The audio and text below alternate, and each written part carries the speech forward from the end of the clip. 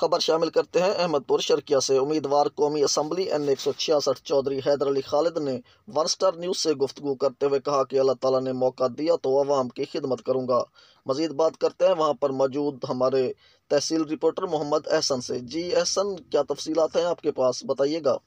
मैं इस वक्त मौजूद हूँ चौधरी हैदर अली खालिद साहब वड़ैच साहब के साथ, जो उम्मीदवार हैं बराए कौमी असम्बली N166 में, और ये आज़ाद हैसियत से इलेक्शन लड़ रहे हैं। आज वो हमारे मेहमान बने हुए हैं हमारे ऑफिस में। आइए इनसे बात करते हैं। जी अस्सलाम वालेकुम। मैं हैदर अली खालिद वड़ैच N166 का उम्मीदवार हूँ इस दफ़ा 2024 के इलेक्शन के लिए। और मेरी फैमिली जो है वो पिछले 40 सालों से इस इलाके की खिदमत कर रही है। मेरा अपना भी इरादा यही है और मैं इलेक्शन में आने का मेरा मकसद भी यही है कि मैं इस इलाके की जो खिदमत मेरे से हो सकेगी वो मैं करता रहूँगा। कुछ मुख्तलिफ़ चीज़ें हैं जो हमने ऑलरेडी इस इलाके के लिए की हैं। उसमें एक स्कूल है, हॉस्पिटल है, एक ट्रस्ट बनाया था, बाकी और कुछ ऐसी चीज़ें हैं वो भी ले के साथ, और अब जो बाकी चीज़ें हैं उनको भी रख के इस इलाके की जितनी पसमानदगी है उसको ध्यान में रख के मैं इलेक्शन में एंटर हूँ।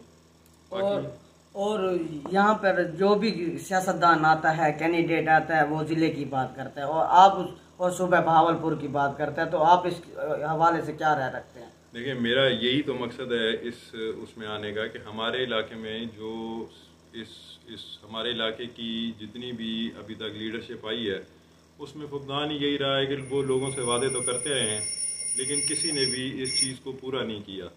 ज़िले का भी वादा किया, कुछ नहीं हुआ अभी तक पिछले 70 सालों में। सूबा बहावलपुर का भी आप देख लें, पीछे वादा हुआ, कुछ भी नहीं हुआ। तो अब मेरा मकसद यही है कि मैं इस चीज़ के लिए स्पेशली ज़िले और बहावलपुर को सूबा बनाने के लिए किसी भी पार्टी के साथ, किसी भी बंदे के साथ, जितने भी हैं, नवाब साहब हो गए या बाकी हो गए, उनमें से किसी के साथ भी बैठने के लिए तैयार हूँ और मैं उनको साथ लेके चलने के लिए तैयार हूँ ताकि हम इस इलाके के मसले मसाइल को हल करें और इस इलाके की आवाम की खिदमत कर सकें। क्योंकि मसला सारा यही है, ये इलाका एक हैसियत रखता था जब पाकिस्तान आज़ाद हुआ था।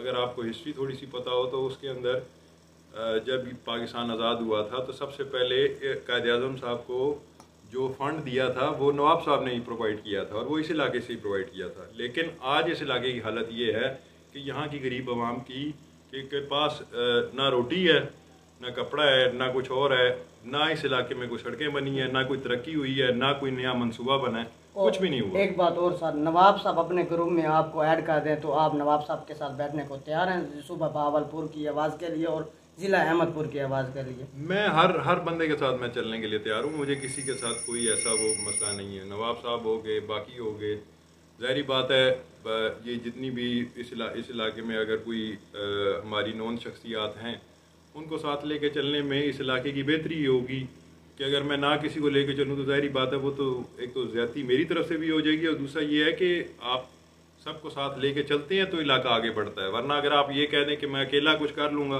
तो अकेला तो कोई बंदा कुछ नहीं कर सकता। जी, इनका कहना है कि नवाब साहब के ग्रुप में भी मैं ऐड हो सकता हूँ, मैं हर उस बंदे के साथ बैठ सकता हूँ जो सूबा बहावलपुर की बात और ज़िला अहमदपुर की बात करेगा। मैं हर शख्सियत के साथ बैठने को तैयार हूँ। जी।